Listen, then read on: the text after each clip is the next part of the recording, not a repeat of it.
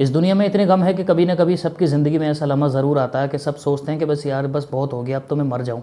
या फिर कभी मन में करता है कि चलो मैं कूद ही जाता हूँ किसी ट्रक के आकर के, या फिर किसी ट्रेन के आगे, या फिर मैं छत पर से कूद जाता हूँ वगैरह। इस तरह के ख्याल सबकी ज़िंदगी में कभी ना कभी सबको आते हैं। और बहुत सारे लोग तो इस तरह के जो स्टेप हैं वो ले भी लेते हैं। और इसके अंदर कोई छोटे और बड़े का कोई तमीज़ नहीं है। सेलिब्रिटीज़ जिनको लोग बड़ा मानते थे, जिनको अपने भाइयों से, अपने माँ बाप से लोगों ने ज़्यादा कदर करके माना है, कुछ ने तो जिनको सेलिब्रिटी जिनसे प्यार मोहब्बत किया, अपने माँ बाप पे भी इतना खर्च नहीं किया कि उनके ऊपर इतना खर्च किया, उनकी फिल्मों के लिए इतना खर्च किया, वो लोग भी अपने आप में अपने घर के अंदरूनी परेशानियों में इतना डिप्रेस्ड हो गए कि उन लोगों ने भी आत्महत्याएं कर ली। ऐसी बहुत सारी मिसालें आपको पता है, बेहतर तरीके से आप जानते हैं, अखबारों में हम पढ़ते रहते हैं। तो सबकी ज़िंदगी में मुश्किलात तो आती रहती हैं। और इसकी आम तौर पर जो वजह होती है वो होती है घरों की नाचाकियाँ। एक जगह पर ऐसा हुआ कि जब तक भाई भाई रह रहे थे, माँ बाप सब थे, बहनें सब थीं, जब तक उस घर के अंदर कोई परेशानी नहीं थी, शादी हुई, शादी के बाद में जब दुल्हन उस घर के अंदर आई तो उसके बाद में वही नाचाकियाँ, लड़ाइयाँ शुरू हो गई। अब ज़बान सास की भी तेज़ हो गई, सास की भी ज़बान तेज़ और बहू की ज़बान भी तेज़, बर्दाश्त किसी को नहीं। तो हर वक्त छोटी छोटी बातों के ऊपर, ऐसी ऐसी बातों के ऊपर के कोई समझदार आदमी देख करके अफसोस करे कि यार ये बातें लड़ाई की होती हैं।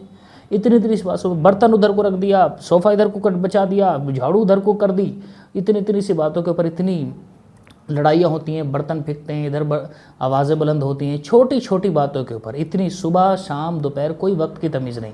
अब जो बेचारे घर के अंदर नौजवान हैं या जो लड़के हैं जो बाहर काम करते हैं और फिर उसके बाद में घर सुकून हासिल करना चाहते हैं और घर में दाखिल होते हैं, तो भाई बाहर से ज़्यादा बेचैनी जो हर वक्त घर में मिलती है। और जो अब तक सुकून में रह रहे थे, अचानक से घर में इस तरह की बेचैनी आ जाए तो फिर वो बर्दाश्त से बाहर हो जाती है। अब हुआ ये कि उस घर के अंदर जब इस तरह की बहू आई और फिर उसके बाद में सास का भी अपना एक किरदार होता है, वो लड़ते रहे, कोई तमीज़ नहीं हुई। रात के 2 बजे भी उस घर में लड़ाई हो रही है। अब ये बाहर जा रहे हैं, दूसरों के घरों में भी जाना होता था तो देखते यार बड़ा सुकून ही सुकून है, सब आपस में प्यार मोहब्बत से रह रहे हैं। कहीं बाहर निकलते थे, सब आपस में प्यार मोहब्बत से रह रहे हैं। लेकिन अपने घर में तो भाई रात के 2 बजे भी माँ बहन की गालियाँ चल रही हैं, बर्तन फिक रहे हैं, और उतनी गालियाँ चल रही हैं जितनी इन बेचारों ने भी ख्वाब में भी नहीं सुनी सोची थी। तो ऐसी ऐसी गालियाँ चल रही हैं। अब सुबह को भी, रात को सोते सोते गाली बाकी गाली गाली गाली में बड़े जैसे तैसे डिप्रेशन में आकर के नींद आई। सुबह को उठे, चाय का नंबर आया, सुबह को फिर गालियाँ शुरू हो गई, दोपहर को फिर खाने के वक्त में, शाम को कोई टाइम नहीं, कोई मेहमान आ रहे हैं तो मेहमानों के सामने, वो कोई टाइम नहीं, हर वक्त बर्तन बज रहे हैं, गालियाँ चल रही हैं। इस तरह की बातों से परेशान होकर के जो बेचारा देवर था, उसने फैसला ये किया कि यार मुझसे तो ये बर्दाश्त होगा नहीं, मैं तो मर जाऊंगा, मुझसे तो मैं वैसे ही मर जाऊंगा, मुझे तो ज़िंदगी बुरी लग रही है। तो उस बेचारे ने क्या काम किया, वो पंखा जो था, पंखे के ऊपर रस्सी डाल ली और फिर उसके बाद में अपने आप को मारने की कोशिश की। लेकिन बहरहाल उसकी किस्मत अच्छी थी कि वक्त रहते, इससे पहले कि वो अपने आप को मार पाता, लोग वहाँ पर पहुँच गए और उसकी जान को बचा लिया गया। लेकिन वो इतना परेशान था, उसने खुद बताया, मुझसे अभी ये गम मुझसे बर्दाश्त नहीं होता, ये घर की नाचाकियाँ, ये घर की लड़ाकियाँ, ये मुझसे बर्दाश्त नहीं होती। तो आमतौर पर लड़ाइयों की वजह से ही जो है वो घर की वजह से आत्महत्याएं होती हैं। अभी एक नोएडा के अंदर एक वाक़या पेश आया, अखबार के अंदर भी आया ये, कि एक शख्स जो था वो एक तकरीबन 12वें मंजिल के ऊपर से कूदने की कोशिश कर रहा था। वहाँ पर जितने भी लोग थे वो तो सारे देख करके भाई उनकी रूहें कांप गई, क्योंकि इतना मोटा जिस्म नीचे आकर के गिरेगा तो उसका होगा क्या। लेकिन बहरहाल उसकी किस्मत अच्छी थी कि पीछे से कुछ नौजवानों ने जाकर के, कुछ लोगों ने, समझदार लोगों ने जाकर के जैसे तैसे उसको बचा लिया, उसकी जान बच गई। अब उसकी वजह क्या थी कि जिसकी वजह से वो आत्महत्या करना चाहता था, वो तो अभी खुल करके सामने नहीं आई। लेकिन बहरहाल आत्महत्याओं की वजूहात सब यही सारी होती हैं। आमतौर पर घर की लड़ाइयाँ, आमतौर पर फिर बिजनेस नहीं लग जो है वो काम वगैरह नहीं लग रहा, उसमें रिजेक्शन हो रहा है बार बार, नौकरियाँ वगैरह नहीं लग रही हैं। कभी बेचारी लड़कियाँ कर लेती हैं, रिश्ते नहीं हो रहे, बाप वैसे बहुत ज़्यादा गरीब है, दुनिया ताने दे रही है। कभी इस वजह से हो जाता है कि पति ज़बरदस्ती परेशान करता है, टॉर्चर करता है अपनी बीवी को, तो ऐसे लोगों की वजह से उसको लगता है कि मैं तो बहुत बड़ा महान हूँ, हम वैसे हर वक्त परेशान करता रहता है, वो ज़िंदगी खा जाता है उसकी। इस तरह की बातों से आकर के वो जारी आत्महत्याएँ कर लेती हैं। कभी किसान आत्महत्या कर लेते हैं, उनकी फसल बर्बाद होती है, तो इसके भी आपके सामने वाक़यात हैं।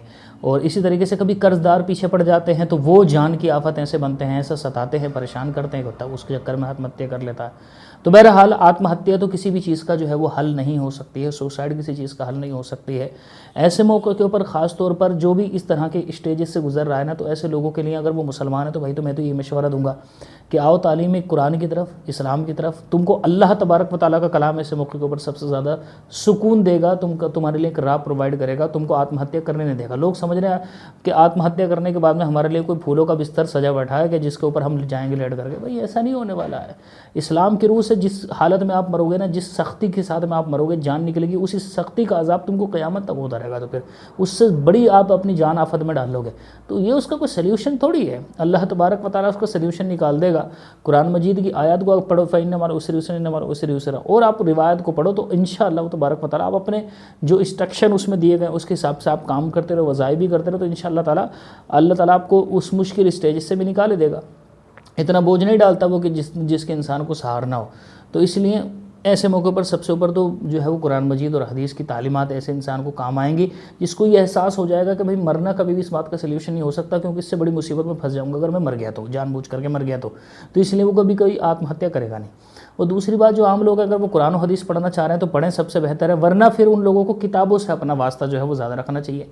ऐसे मौके के ऊपर ओवर थिंकिंग से जो रिलेटेड किताबें होती हैं, जो अपने सेल्फ को बेहतर करने के लिए, जो सेल्फ इम्प्रूवमेंट वाली जो किताबें होती हैं ना, वो पढ़नी चाहिए इंसान को। डिप्रेशन में जो किताबें काम आती हैं, इसी तरीके से जो ओवर थिंकिंग में काम आती हैं, जो बुरे हालात के वक्त में जो सेल्फ इम्प्रूवमेंट के लिए किताबें आती हैं, ऐसे लोगों को किताबें पढ़नी चाहिए। तो वो लोग काफ़ी हद तक सुधार पैदा कर सकते हैं अपने लिए भी। बहरहाल अल्लाह तबारक व तआला हम सब को नेक अमल करने की तौफीक अता फरमाए।